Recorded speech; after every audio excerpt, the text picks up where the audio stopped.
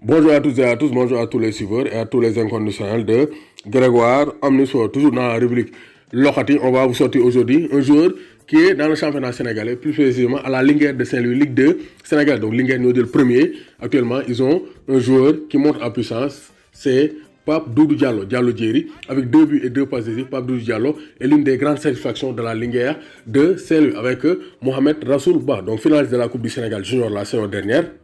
Donc junior la ren la senior parce qu'il a 18 ans xale bu tuuti la il marche sur les pas de Pape Ndiagayat moom nag par rapport à Pape Ndiagayat moom moo gën a tuuti parce qu'il mesure 1m69 et 64 kg comme bien donc décrit dans le journal Stade. Donc en effet l'ancien joueur de la Linguère de Génération Foot Pape Ndiagayat donc Pape Doudou Diallo a la particularité d'être titulaire à la Linguère sans avoir jamais joué en senior en nawetaan. Donc boy bi musul joué senior nawetaan comme Pape Ndiagayat ñoom dañoo jógee junior donc mosu ñoo joué nawetaan senior dañoo jógee junior championnat rek dem senior championnat. Donc c'est pour dire que sont des joueurs talentueux loolu ku ñu ko def rek surclassement yooyu ku ñu ko defar rek ça veut dire que tu es un joueur talentueux. Au départ j'avais vraiment peur. La Linguère est un club traditionnel avec beaucoup de supporters et beaucoup de pression. Nee na au début dafa tiitoon parce que Linguère club bu mag la avait beaucoup de supporters et beaucoup de pression moo tax donc il avait peur d'être titulaire parce que il avait beaucoup de pression, beaucoup de charge sur ses épaules. Mais actuellement il se sent à l'aise, il s'est bien adapté. Actuellement il fait le bonheur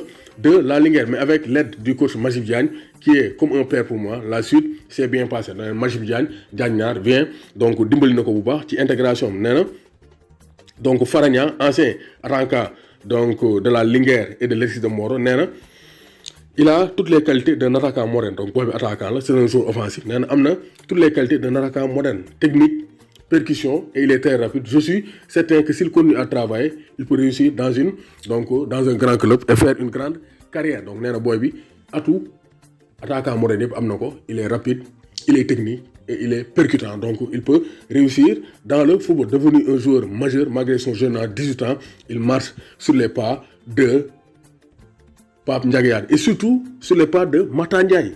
Donc c'est le cousin de l'ancien international Mata Ndiaye, ancien international sénégalais et ancien joueur du Stade Rennais. Donc il peut marcher sur les traces de Ismaïla Sarr, Pape Ndiagayat, donc deux joueurs qui nous proviennent de Saint-Louis. Donc Gaïndé Ndiaye warul tiit warula. Donc Pape Doudou Diallo, le nouveau Messi, le nouveau virtuose de la Linguère de Saint-Louis.